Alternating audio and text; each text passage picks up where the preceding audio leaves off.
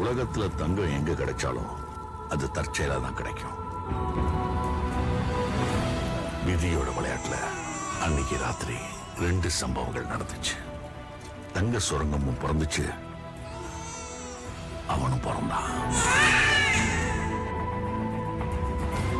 உனக்கு ராசா மாதிரி ஆம்பளை பிறந்திருக்காமா ராஜா.